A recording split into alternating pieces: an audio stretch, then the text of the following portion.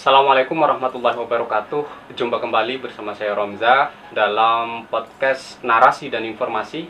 Kali ini saya kedatangan tamu Bapak Agus Rahman Hakim.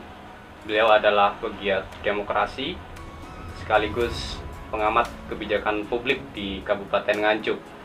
Nah, kali ini kami akan membahas tentang demokrasi sesuai dengan kapasitas beliau.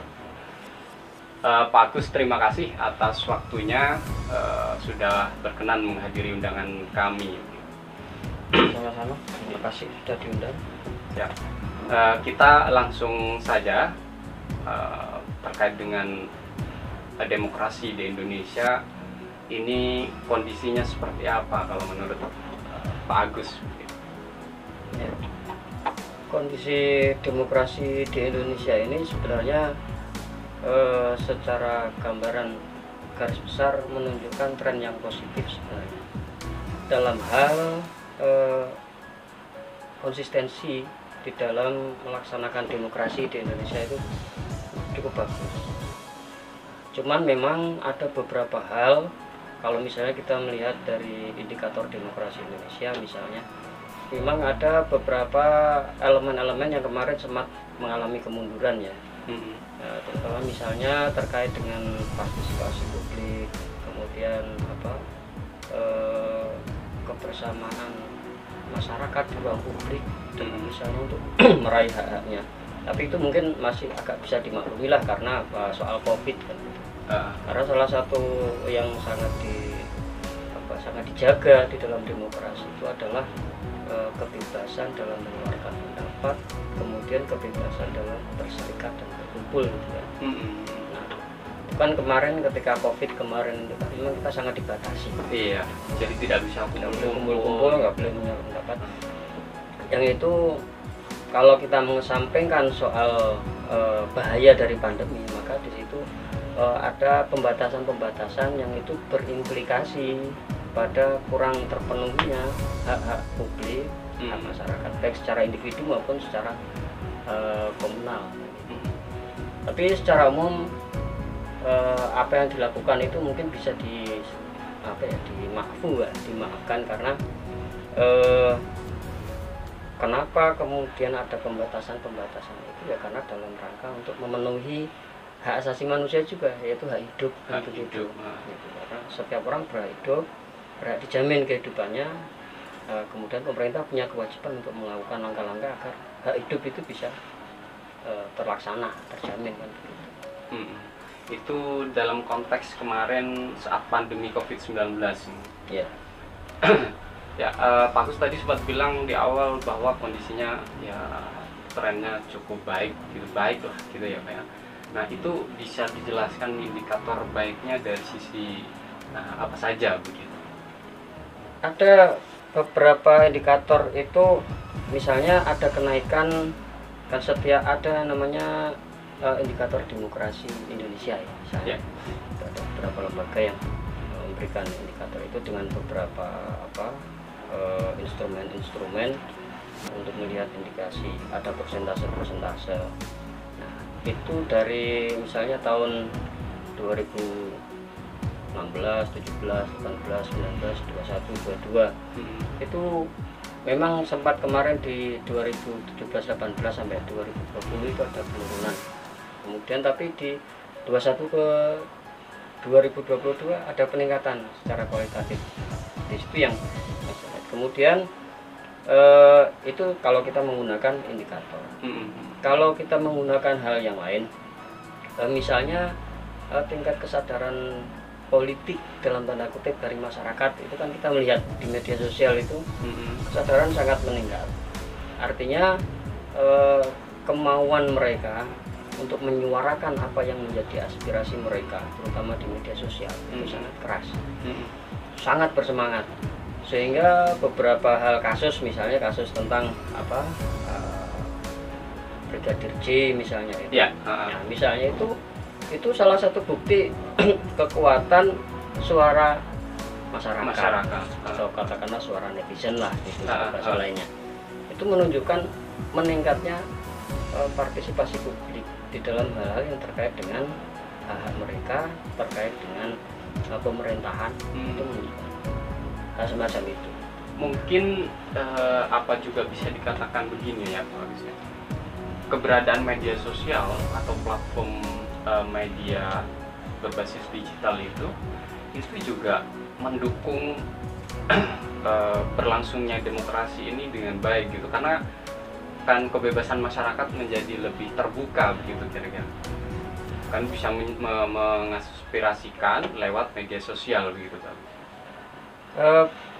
Sangat mendukung, tetapi juga punya potensi untuk meruntuhkan dalam waktu yang sama.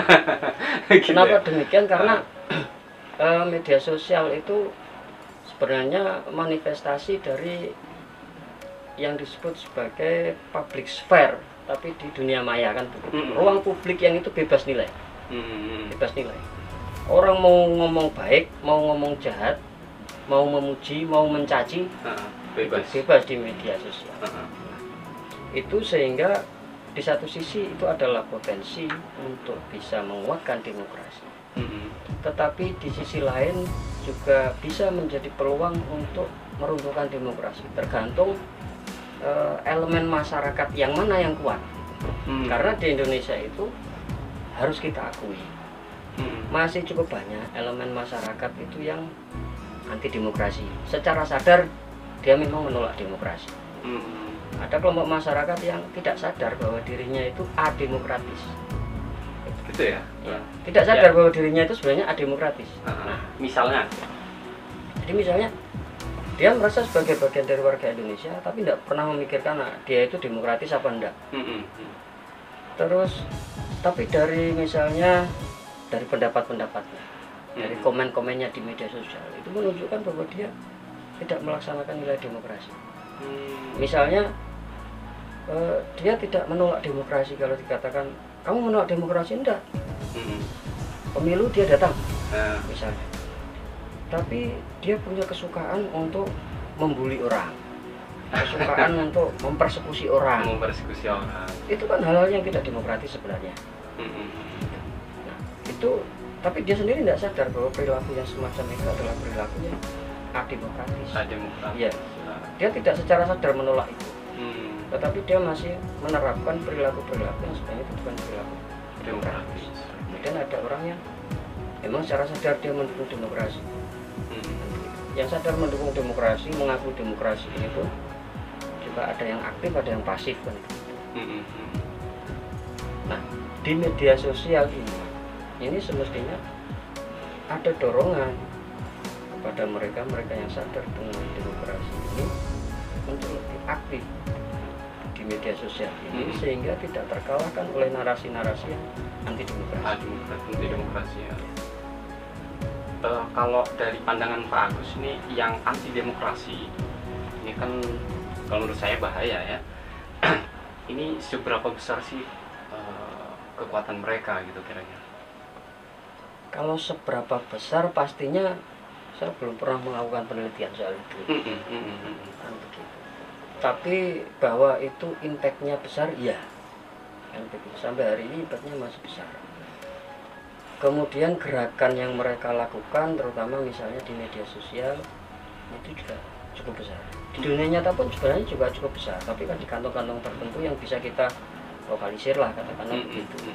Bisa kita identifikasi, kemudian bisa kita lokalisir, apalagi ada organisasi besar, ada NU, ada Muhammadiyah, yang itu cukup mudah lah melakukan verifikasi itu kalau di dunia nyata. Misalnya kelompok yang semacam itu membuat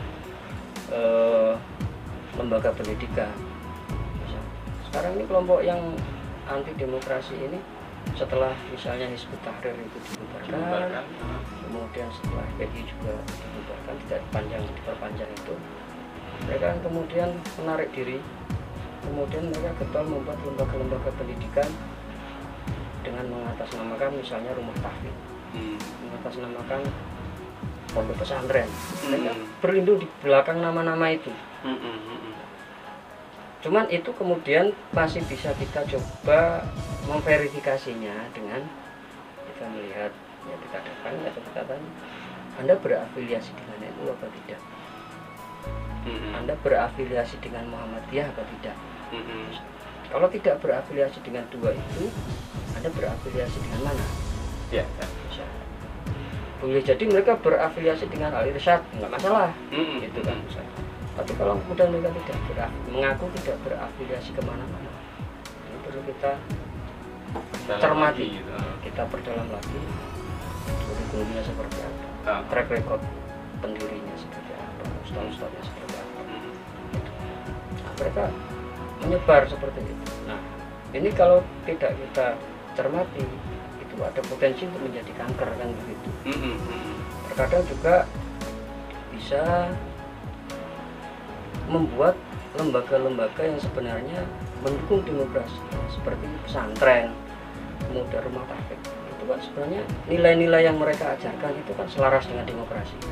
Tapi ketika kelompok-kelompok anti demokrasi ini kemudian membuat lembaga yang namanya sama, kemudian melakukan gerakan-gerakan, kemudian melakukan ideologisasi kepada santri-santri, itu kemudian muncul ke permukaan, kemudian pesantren ini melakukan ini yang tidak sesuai dengan demokrasi, maka kemudian publik akan melihat seolah-olah pesantren memang begitu semua. Iya. Gitu. Soalnya harus justifikasi di media sosial itu ya, sangat gampang gitu. sangat gampang.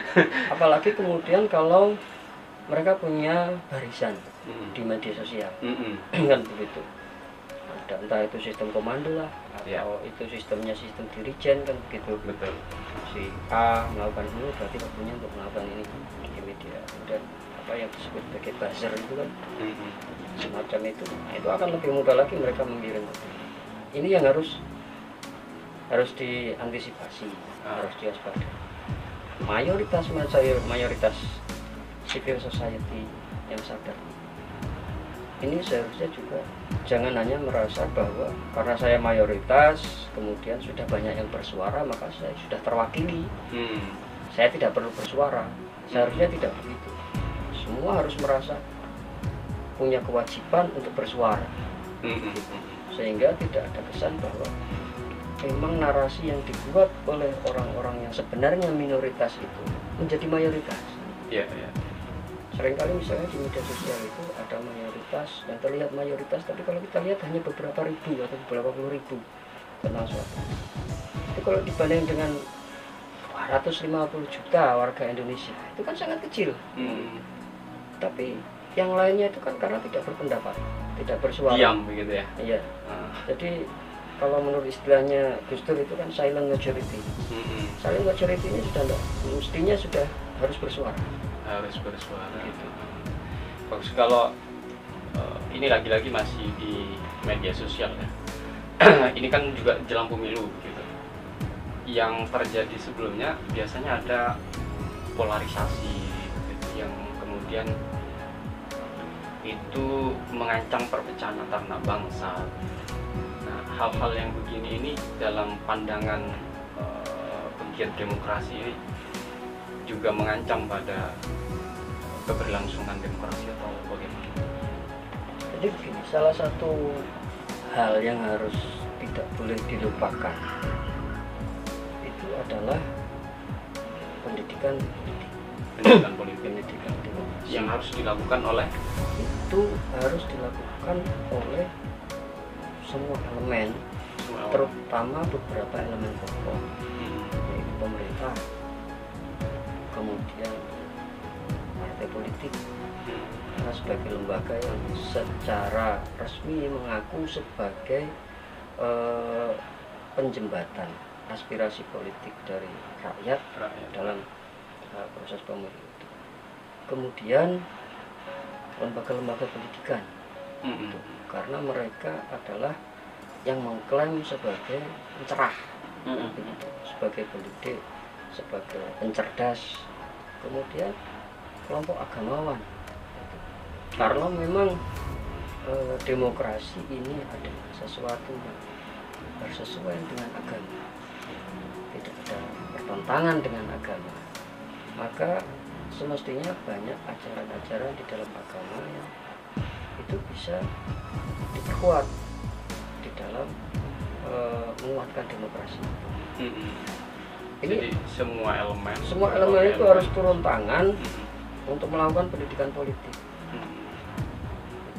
Kalau soal polarisasi tadi ternyata ini misalnya ya didesain oleh kelompok-kelompok yang berkepentingan dalam konteks kontestasi politik.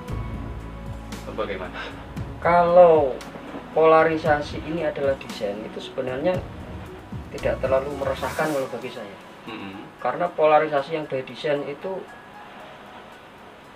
akarnya tidak dalam. Kan begitu. Desain ada kontra desain sudah bubar. Kan begitu. Yang masalah itu kalau itu tidak by design, kalau itu mengakar di masyarakat. Satu itu.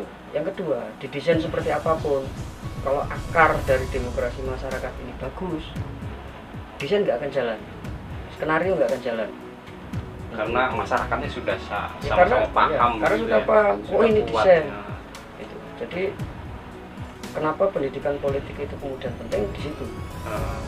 Tapi kalau melihat yang pemilu sebelumnya itu di media sosial ya itu sangat antara kelompok A dengan kelompok B yang dukungannya berbeda itu sangat kuat, Pak. Jadi kalau saya melihat itu, waduh, mengerikan gitu. Kalau pandangan Pak Agus soal yang begini ini bagaimana? Itu yang menariknya di situ adalah bahwa ya alhamdulillah juga bahwa di kita itu ada semacam kepribadian mendua kan. Artinya kepribadian mendua itu beda di medsos, beda di realitas kan begitu. Gitu ya? Oh, ketika di medsos nyatanya ketika ketemu orangnya sampean tuh yang di akun ini A gitu. Iya, kenapa? Nggak apa-apa, asik ya. Kadang seperti itu kan. Gitu.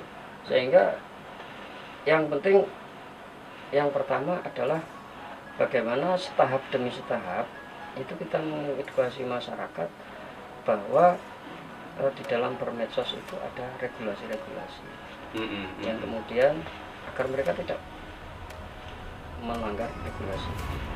Kemudian juga bahwa bermedsos di dunia medsos atau tidak di dunia medsos itu namanya memaki, itu yang namanya memfitnah. Memaki tetap memaki, entah itu di medsos atau tidak di medsos. Memfitnah ya tetap memfitnah di medsos maupun tidak di medsos. Yang itu kalau masyarakat beragama itu berarti dosa. Ya, fitnah itu kan kejam. Nah, yang seringkali tidak disadari itu adalah bahwa media sosial, dunia maya itu karena disebut dunia maya itu adalah seolah seperti dunia khayalan yang tidak punya konsekuensi. Itu padahal itu sebenarnya dalam banyak aspek itu konsekuensinya sama dengan dunia nyata ya. Memfitnah orang, menggunjing orang, menyebarkan permusuhan itu sama. Kalau sebagai orang beragama itu sama dicatat sama malaikat. Malaikat bukannya nggak ngerti soal itu gitu. Malaikat paling gaptek ya nggak mungkin gitu. Tetap dicatat. Kalau kan harus ada regulasi juga menurut Pak Agus ya. Kalau ternyata regulasi-regulasi itu dianggap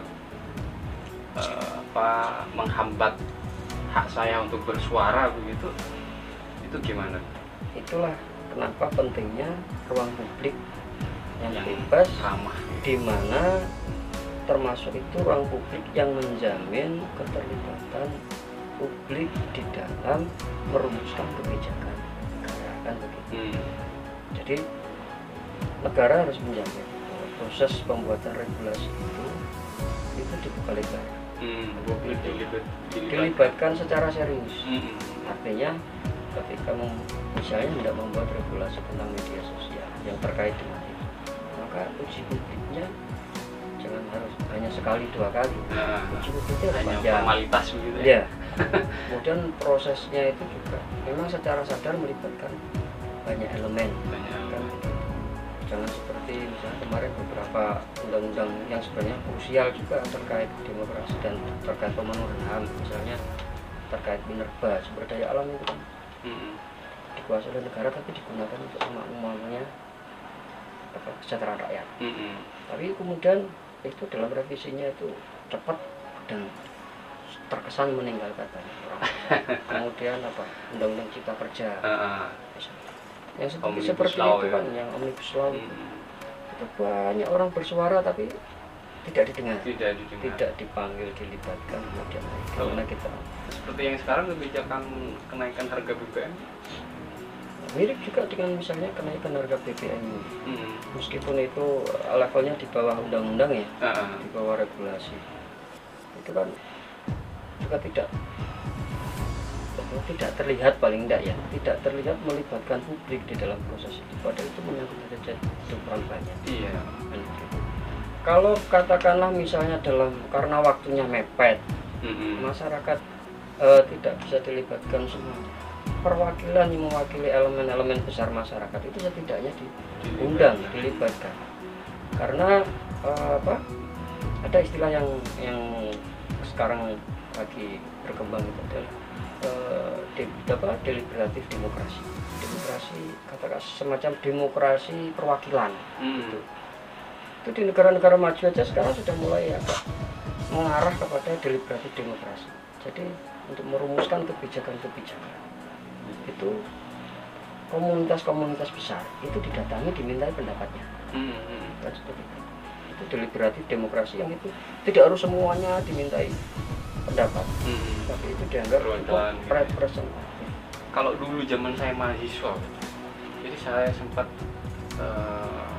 mengalami begitu ya, ketika DPRD mau bikin perda apa begitu, itu teman-teman mahasiswa diundang ya beberapa kali. Jadi istilahnya apa ya dulu ya, mungkin sekarang RDP, rapat dengan pendapat begitu. Jadi aspirasi dari teman-teman berbagai elemen itu ada di situ, dan itu nggak hanya sekali. Dan sekarang ini saya kok ya dapat bocoran atau curhatan dari teman-teman itu nggak begitu gitu. Paling yang diundang memang pihak terkait cuma sekali gitu, dan itu pun aspirasinya belum tentu diambil gitu oleh wakil rakyat. Ini apa termasuk penurunan kualitas demokrasi atau bagaimana? Fakta ini sebagai sebuah fakta itu menunjukkan setidaknya dua hal. Pertama, dari sisi pembuat kebijakan itu memang ada arah untuk tidak terlalu melibatkan pihak luar. Tetapi di sisi lain itu juga menunjukkan kekurang pedulian publik terhadap kebijakan yang menyentuh kepada harkat dan martabat serta nasibnya. Nasibnya kan sendiri bahkan ya. Jadi misalnya kalau civil society ini aktif, maka dia hampir tidak mungkin lah mereka tidak tahu akan ada kebijakan apa. Hendak ada raperda apa. Karena mereka milih perwakilan mereka di dewan. Masa mereka dari masyarakat itu tidak ada satupun yang punya komunikasi dengan dewan.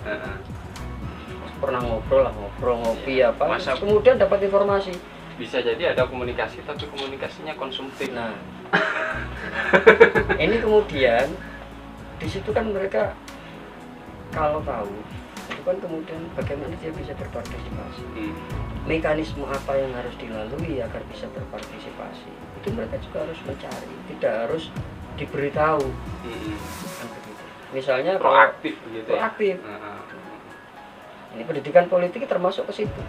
Jadi yang saya sebut pendidikan politik itu bukan dalam arti pendidikan pemilu ya. Pendidikan politik itu pertama dalam bagaimana menyalurkan aspirasi politik itu lewat pemilu. Kemudian bagaimana mengawal kebijakan-kebijakan menyangkut hajat hidup orang banyak. Itu kan juga politik karena itu kaitannya dengan policy, kaitannya dengan kebijakan pemerintah. Nah, misalnya sebelum ada raperda lahir, itu pasti akan ada musyawarah-musyawarah, termasuk bahkan kalau belum raperda pun ada musrenbang misalnya untuk menentukan kebijakan pemerintah dalam satu. Musrenbang ini kan kalau civil society itu punya awareness, punya kesadaran, oh berarti kalau saya hendak menyalurkan aspirasi harus melalui musrenbang. Musrenbang itu ternyata ada di tingkat kabupaten, kemudian ada tingkat kecamatan, kemudian ada tingkat desa.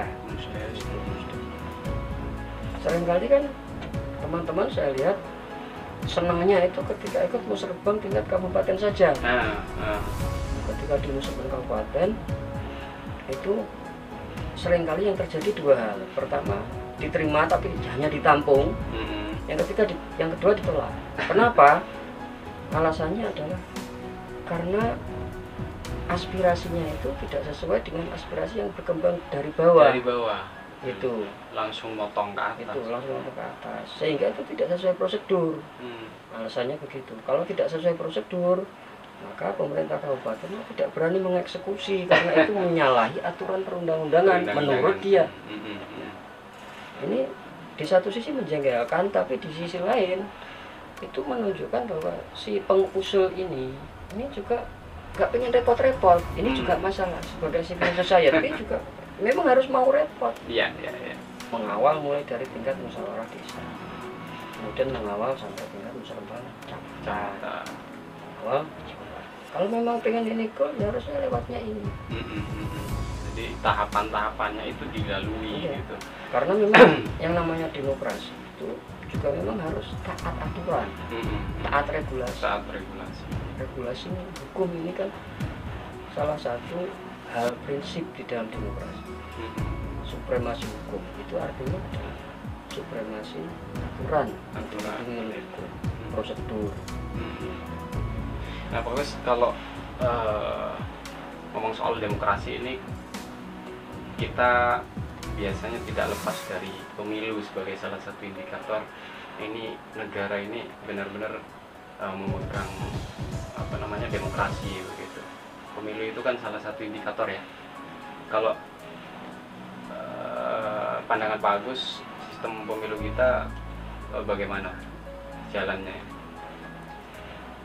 Sebagai sebuah mekanisme demokrasi prosedural, apa yang dilaksanakan di Indonesia dalam konteks demokrasi, khususnya pemilunya, itu sebenarnya sudah on the track. Kan begitu. Kenapa saya bilang begitu?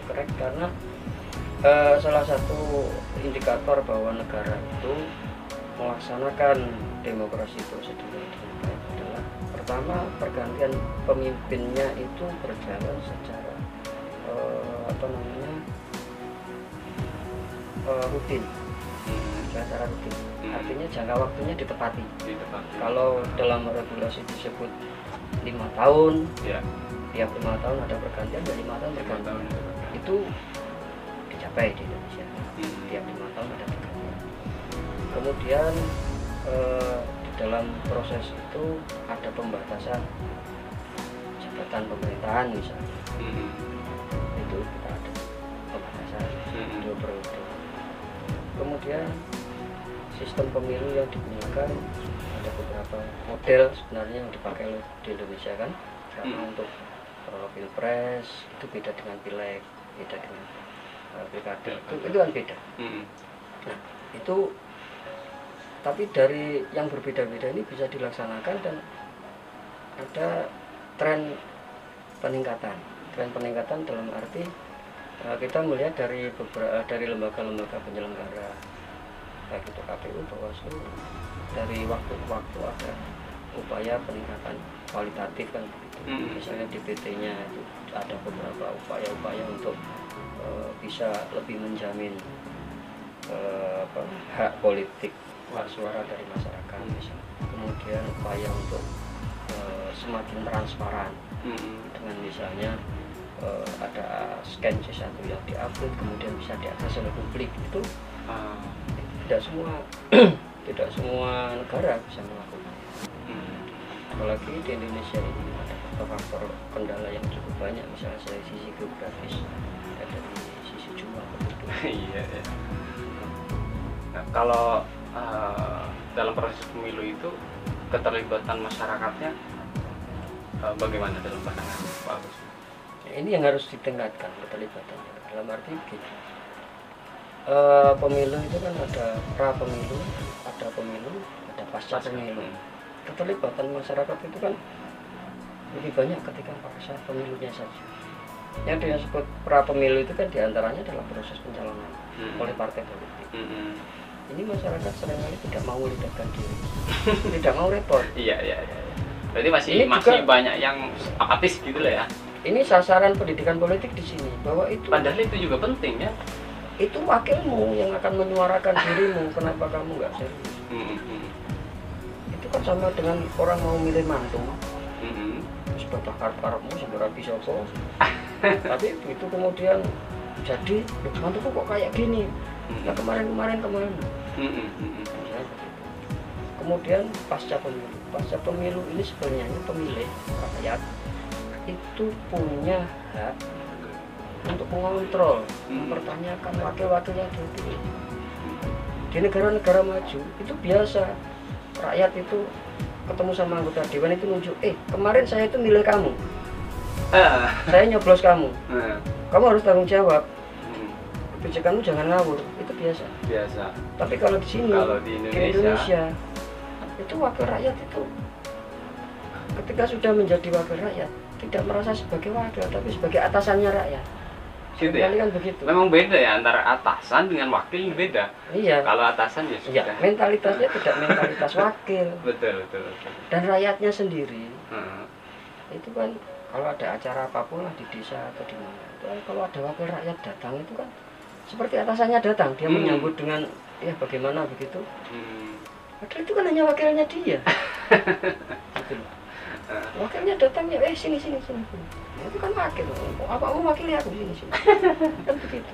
Jadi mental pejabat anggota DPR-nya atau masyarakatnya yang dua-duanya.